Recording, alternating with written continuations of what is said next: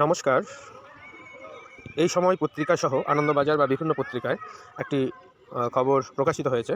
খবরটি হলো যে অভিযানে আশ্বাস শূন্য পদের তালিকার। বিষয়টি উচ্চ প্রাথমিকের নিয়োগের বিষয়ে আদালতের রায়ে 15 মাস পরেও শূন্যপদ মেলেনি। উচ্চ প্রাথমিকে 12,723 জন শিক্ষার্থীর বা শিক্ষক প্রার্থীর কাউন্সেলিং হলেও 1241 জনের নিয়োগ এখনও বাকি। আদালত অবমাননাও হয়েছে, তার মামলা হয়েছে। এই পরিস্থিতিতে সোমবার বিকাশ ভবন অভিযানের ডাক দিয়েছিল আপার প্রাইমারি চাকরি প্রার্থী মঞ্চ। সংগঠনের তরফ থেকে সুশান্ত ঘোষ জানান যে স্কুল শিক্ষা সচিব তাদের আশ্বাস দিয়েছেন হাইকোর্টের ডিভিশন বেঞ্চে 27 নভেম্বর শুনানির আগেই বুধবার শূন্যপদের তালিকা স্কুল সার্ভিস কমিশনের কাছে বিকাশ ভবন পাঠিয়ে দেবে। সূত্রের খবর, স্কুল শিক্ষা দপ্তর এ ব্যাপারে কমিশনের কাছে আইনি ব্যাখ্যা চেয়ে পাঠিয়েছিল। সেই জবাব দিতে এদিন কমিশনের আধিকারিক ও আইনজীবীরা বৈঠকে উপস্থিত ছিলেন।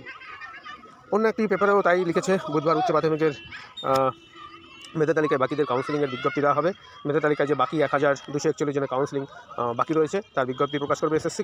সোমবার স্কুল শিক্ষা দপ্তর থেকে এমনটা জানা গেছে, খুব শিগগিরই আজকালের মধ্যেই হয়তো বাকি থাকা চাকরি প্রার্থীদের নিয়োগের জন্য শূন্যপদের তালিকা শিক্ষা দপ্তর থেকে স্কুল সার্ভিস কমিশনের কাছে পাঠাবে। এদিকে দ্রুত কাউন্সেলিংয়ের মাধ্যমে নিয়োগের দাবিতে বিকাশ ভবন অভিযান করেছিল চাকরি প্রার্থীরা।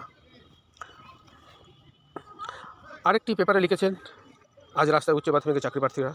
এখানেও লিখেছেন যে খুব দ্রুত উচ্চ প্রাথমিকে 1241 জনের কাউন্সেলিং করার দাবিতে তারা সোমবার বিকাশ ভবন অভিযানে ডাক দিয়েছিল এবং তাদের বক্তব্য যে হাইকোর্টের ডিভিশন বেঞ্চ, শুধু ডিভিশন বেঞ্চ না, এই রায়টি সম্ভবত 14,052 জনের সম্পূর্ণ চাকরি দেওয়ার রায় ছিল।